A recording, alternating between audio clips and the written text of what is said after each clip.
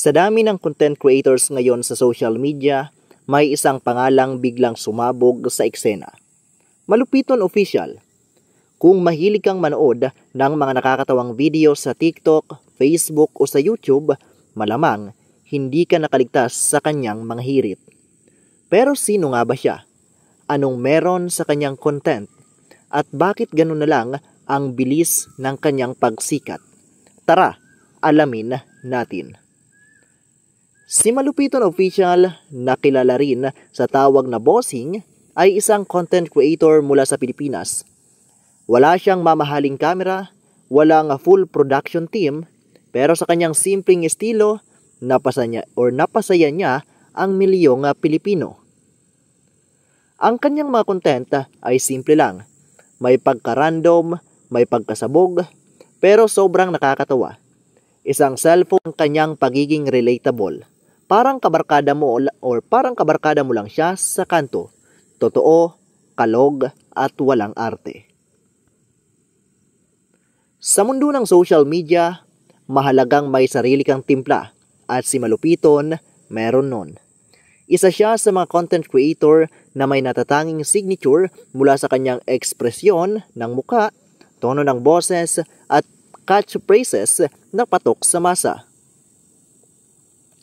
Hindi lang basta tawa ang dala niya. Minsan, may mga banat siyang may hugot, may lesson, o minsan, may social commentary. Sa likod ng tawanan, may sense pa rin. At kung mapapansin mo, kahit gaano kasimple ang kanyang content, tumatatak ito sa utak. Dahil di lang siya nagpapatawa. Ginagawa niya ito na parang kasama mo lang siya sa isang inuman o kwentuhan. Mula sa isang simpleng video, unti-unting lumaki ang kanyang fanbase. Nagsimula ito sa mga pa-TikTok shorts, tapos lumawak na sa Facebook Reels at YouTube Shorts. Ilan sa kanyang videos ay umabot ng milyon-milyong views. Pero hindi lang basta bilang ang sukatan ng kanyang tagumpay. Ang tunay na sukatan, yung epekto niya sa kanyang mga manonood.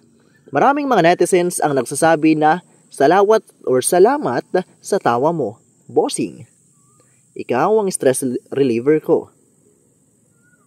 Oo, nakakatawa si Malupiton. Pero higit pa dyan, isa rin siyang inspirasyon. Bakit kamo? Kasi pinatunayan niya na kahit ordinaryo ka, pwede kang magtagumpay. Walang lighting setup, ayos lang. Walang fancy camera, basta may tapang ka at originality, pwede kang makilala. Sa panahon ngayon, sinasabi ng iba na kailangan mo ng budget para sumikat. Si Malupiton ang patunay na hindi pera ang puhunan, kundi creativity. Mula sa kanyang content, may 3 bagay tayong pwedeng matutunan. Una, be authentic. Yung totoong ikaw, yun ang tatatak. Pangalawa, magpasaya ka sa paraang ikaw mismo ang masaya.